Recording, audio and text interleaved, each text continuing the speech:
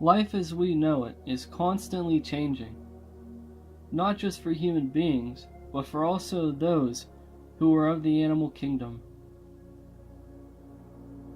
Regardless on whether it's from watching a dynasty lose its working class, or watching a family rise together and come together in terms of all of us against the world, even whenever you think you know the story, life is constantly and always changing.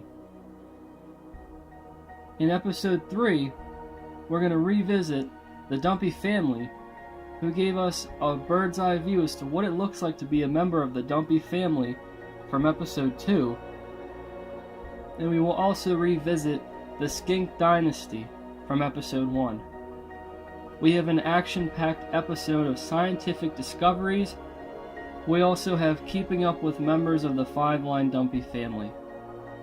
Here is the updated enclosure, meaning a lot of different things have changed since episode 2 of the Dumpy family. Here we get a quick peek, seeing Spurgeon just hanging out and sleeping during the daytime, and a shot of Max shedding from one intense battle that you guys will see at the end of the video. Well, it wasn't really an intense battle, but you'll get the idea once we get there.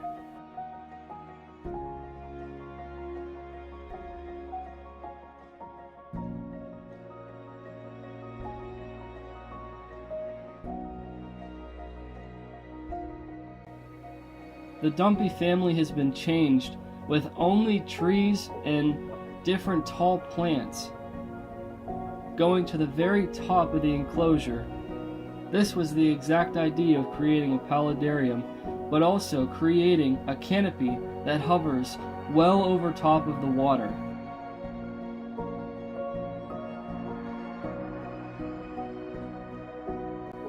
Moving forward, keeping up with the Skink Dynasty, we have a familiar face that has found their way back from extinction, but not only found their way back, also invited some friends, and the working class has never been stronger inside the Skink Dynasty.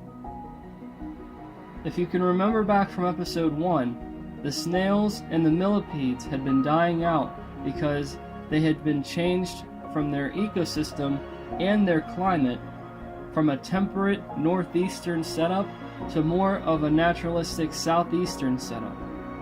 A lot of these snails were not zoned for this area, neither were the millipedes. The millipedes faced mortality.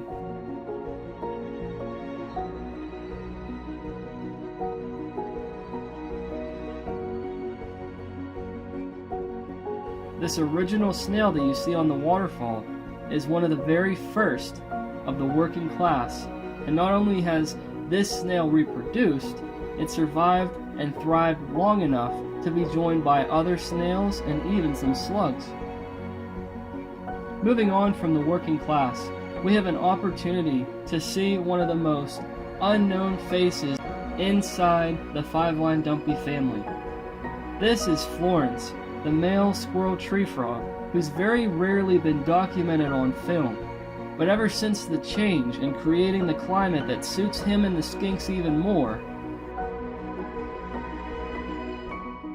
we have seen a lot more from Florence, even coming to the front of the enclosure. And not just coming to the front, but at nighttime showing us and keeping us in awe of watching how the squirrel tree frog actually hunts prey. They don't actually have to be graceful like most tree frogs. And here's a perfect example of what I'm talking about.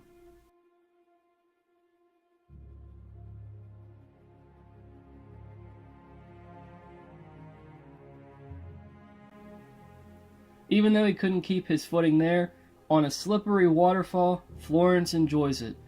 And it's a very rare occurrence to watch him during the daytime going to the waterfall to hydrate. But a lot of the animals actually take the time to either hydrate, soak, or do whatever they have to, and it's just really cool seeing Florence. But moving forward, we have one of the most interesting things happening in the Skink Dynasty and the 5-line Dumpy family.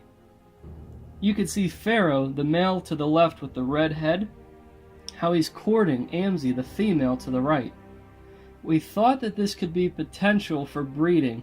This pair had been known to breed before in captivity, before I owned them.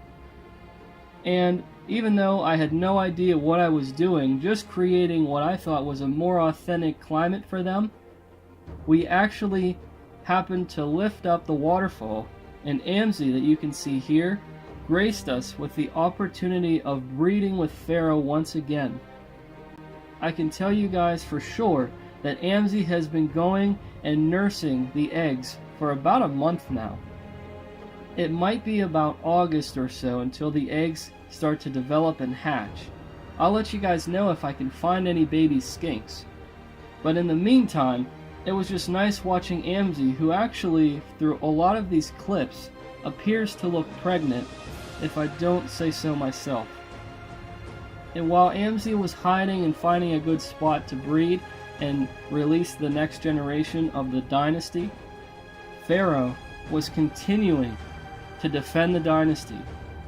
And here I gave him an opportunity to consume a large horned worm, because he's been known to take down prey that seemed to be a little bit larger than what he was accustomed to eating. The first interaction of these guys, I really wanted to make sure I got a really special clip for you guys. And all of a sudden, Pharaoh decided to turn the table on me. What looked like he was going to consume this right on the rock. Pharaoh paused for a good bit of time, looked at the camera, and he decided that the hornworm was not for him. There were also different insects that I had released on this day because I was trying to spoil them and make sure Amzie was getting enough food, because all she had been doing was using her body heat to warm the eggs. So I provided a lot of different insects, and it gave Pharaoh the opportunity to be picky. And rather than consuming a large green caterpillar, who actually could have devastated the Dynasty had it survived, it would have eaten all of the greenery. Pharaoh made a very interesting decision to pass it up and to go for the easier meal, one of the smaller crickets. This is one of the most interesting things that I have seen. I really believed that the skinks would have easily devoured the caterpillars, but to my surprise, Pharaoh decided to choose the crickets over the hornworms.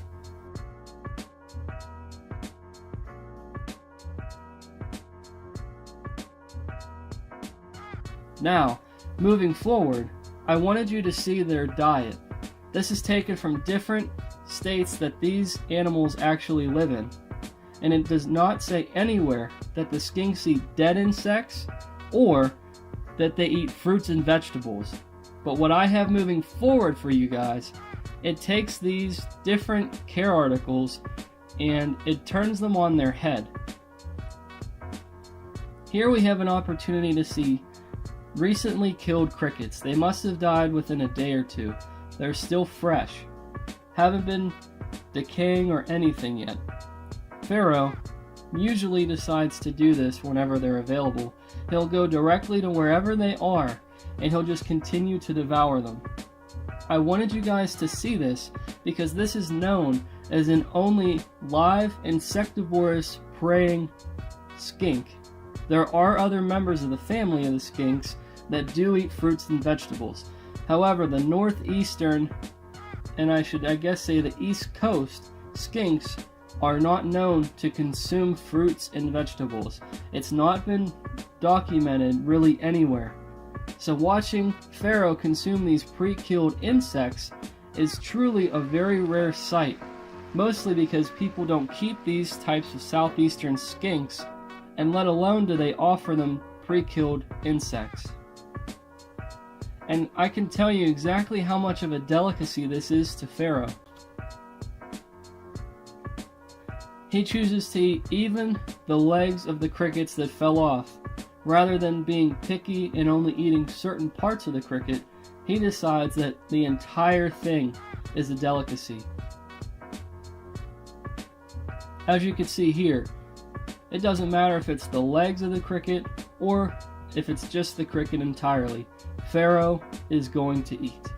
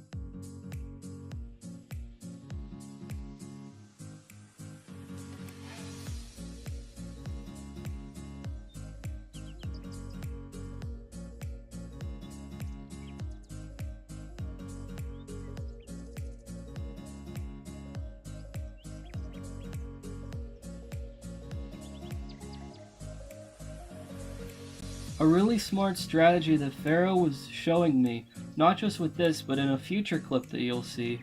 He was using the ground to try to move the cricket, or whatever he's trying to eat for that matter, into his mouth. He's very smart by choosing to use the floor to try to gain momentum and leverage on the insect to try to get it even further into his mouth. And here was one of the most difficult things to record. This is one of the most difficult clips because Pharaoh was not willing to show me that he had an interest, or whether he did not have an interest, for blueberries. I'd been trying the entire day to get this on film. It was getting close to where the lights were going to turn off. And finally Pharaoh decided to come to the blueberries.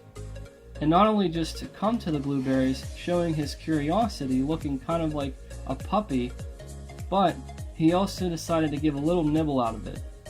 And I believe, from what I saw, that he wasn't very interested. He took a small bite and he left. But little did I know, later on in the daytime, after I gave him some time to rest and time to be by himself,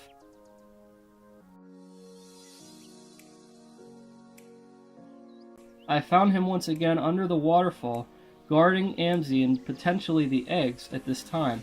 What I found though shocked me.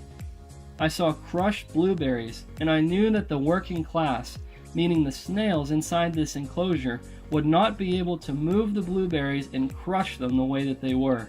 It was truly something that only Pharaoh would have been strong enough and capable of doing.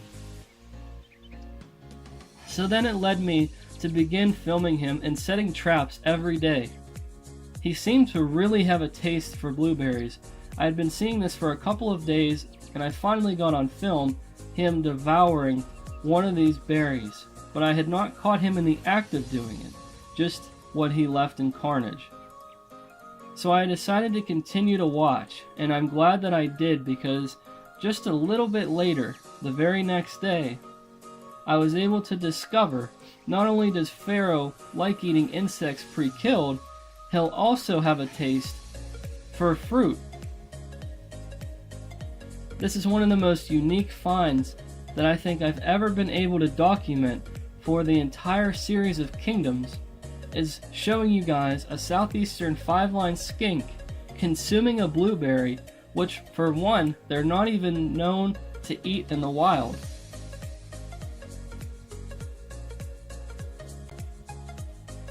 It's truly interesting to watch one of these skinks who's so adaptable and so well fit to the climate that they're even able to consume things that are not insects. It's truly incredible to see whenever a creature consumes something that's not necessarily on the menu. This is not something that the skinks are known to do in the wild.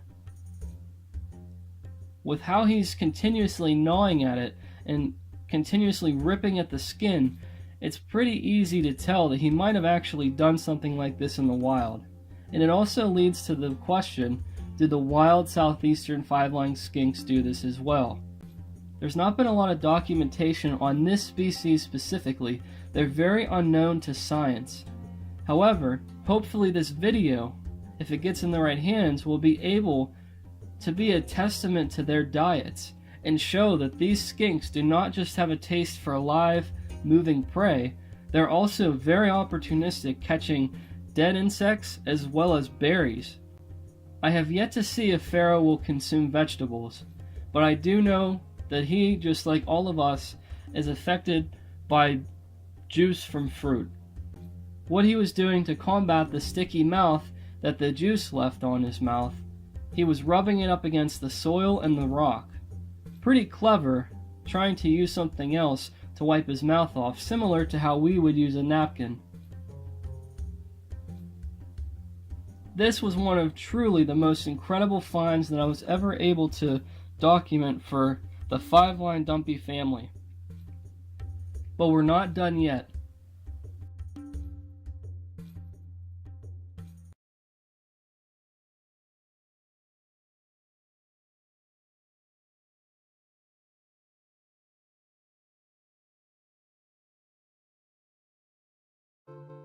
Not only did we have a new discovery for the skinks, But we have a very interesting clip of a hornworm moth going up against Max, the matriarch of the Dumpy family. This is actually a hawk moth. That's what the hornworm turns into. So here we were going to have the opportunity to watch the largest tree frog species that I own, and the largest frog, compete against one of the largest moths that you can actually get a hold of in captivity. At first Max was hesitant, but watch how she opens her mouth so wide, and she grabs the moth, and she just pulls it in with one big gulp. She almost has all of it down, and she just looks like she's done this before, but Max looked very comfortable consuming this moth. The Dumpy family and the Skink Dynasty have been doing well and thriving for the summer months where they're set up now. However, we have a lot of interesting surprises moving forward with the 5-line Dumpy family, but we're going to be taking a break for the time being because I have really big plans for the YouTube channel. I'm actually going to be working with the native species again, and I'm going to be bringing a project called Frog Week front and center to my YouTube channel. There are actually going to be some familiar sponsors that you guys might have seen. There's also going to be a lot of people supporting the project. So, with that being said, I want to give it my full focus and full attention to deliver a quality project and something that you guys will all be very interested in. And if you're a big fan and a big follower of this channel, you'll be very proud to say that you are a member of the PA Woods community. And if you like this video, please share it with your friends, like it, comment below, let us know what you thought of it, and don't forget to subscribe.